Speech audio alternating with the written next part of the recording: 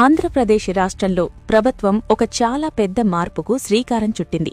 అదే unified family survey 2025. ఈ survey గురించి రాష్ట్రంలో ఉన్న ప్రతి ఒక్కరూ తెలుసుకోవడం చాలా అవసరం. ఎందుకంటే రాబోయే రోజుల్లో మీకు అందే ప్రభుత్వ సేవలు, పథకాలు అన్నీ కూడా ఈ సర్వే మీదనే ఆధారపడి ఉంటాయి. ఈ సర్వే వల్ల కలిగే ఉపయోగాలేమిటి, అసలు ఈ ప్రాసెస్ ఎలా జరుగుతుంది, మీరు ఏ డీటెయిల్స్ ఇవ్వాలి అనే విషయాల మీద ఒక క్లారిటీ ఉండటం మంచిది. గతంలో ఉన్న డేటా చాలా వరకు పాతవైపోయింది. చాలా మంది చనిపోయిన వారి పేర్లు ఇంకా లిస్టులో ఉండటం, కొత్తగా పెళ్లైన వారి పేర్లు చేరకపోవటం, పుట్టిన పిల్లల వివరాలు అప్డేట్ కాకపోవడం వల్ల చాలా ప్రాబ్లమ్స్ వస్తున్నాయి.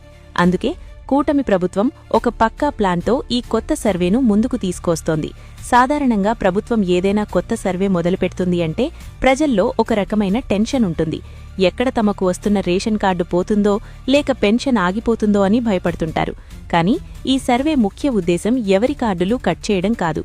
కేవలం రాష్ట్రంలో ఉన్న ఫ్యామిలీస్ ప్రస్తుత పరిస్థితి ఎలా ఉందో తెలుసుకోవడమే దీని అసలు టార్గెట్. నిజమైన అర్హత ఉన్న ప్రతి ఒక్కరికి బెనిఫిట్స్ అందాలి అనేదే ప్రభుత్వ మెయిన్ గోల్.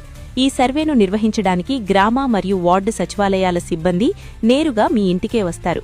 వారు మీ ఇంటికి వచ్చినప్పుడు మీరు భయపడాల్సిన అవసరం లేదు. వారు కొన్ని రకాల ప్రశ్నలు అడుగుతారు మరియు మీ దగ్గర ఉన్న కొన్ని సర్టిఫికెట్లు లేదా ఐడి కార్డులు చూపించమని అడుగుతారు. ఈ సర్వేలో మెయిన్గా చూసేది మీ కుటుంబ సభ్యుల వివరాలు. మీ ఇంట్లో మొత్తం ఎంతమంది మనుషులుంటున్నారు, వారి పేర్లేమిటి, వారి వయస్సు ఎంత అనే డీటెయిల్స్ నోట్ చేసుకుంటారు. ఇక్కడ ఆధార్ కార్డు చాలా ఇంపార్టెంట్ రోల్ ప్లే చేస్తుంది. ప్రతి ఒక్కరి ఆధార్ నంబర్ని వారు సేకరిస్తారు. దీనివల్ల డూప్లికేట్ పేర్లు ఉండే ఛాన్స్ ఉండదు. అలాగే మీ ఇంట్లో ఎవరైనా చదువుకుంటున్న స్టూడెంట్స్ ఉంటే వారు ఏ క్లాస్ చదువుతున్నారు, ఏ స్కూల్ లేదా కాలేజ్కి వెళ్తున్నారు అనే సమాచారం కూడా తీసుకుంటారు. దీనివల్ల ఫ్యూచర్లో ఎడ్యుకేషన్కి సంబంధించిన స్కీమ్స్ ప్లాన్ చేయడం ప్రభుత్వానికి ఈజీ అవుతుంది.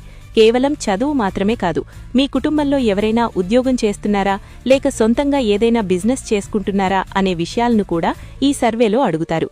ఆర్థికపరమైన వివరాలు కూడా ఈ సర్వేలో చాలా కీలకం. మీ ఫ్యామిలీకి నెలవారీ వచ్చే ఆదాయం ఎంత లేదా సంవత్సరానికి మొత్తం ఎంత ఇన్కమ్ వస్తోంది అనేది వారు రికార్డ్ చేస్తారు. అలాగే మీకు సొంతంగా ఇల్లుందా లేక అద్దె ఇంట్లో ఉంటున్నారా అనే విషయాన్ని కూడా గమనిస్తారు. ఒకవేళ మీకు సొంత ఇల్లుంటే అది ఏ రకమైన ఇల్లు, అంటే రేకుల ఇల్లా లేక డాబా ఇల్లా అనేది కూడా చూస్తారు.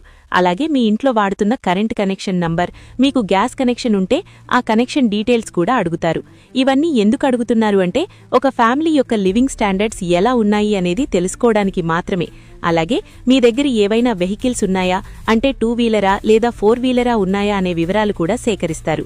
ఈ యూనిఫైడ్ ఫ్యామిలీ సర్వేలో మరో కొత్త విషయం ఏమిటంటే హెల్త్ డీటెయిల్స్ సేకరించడం.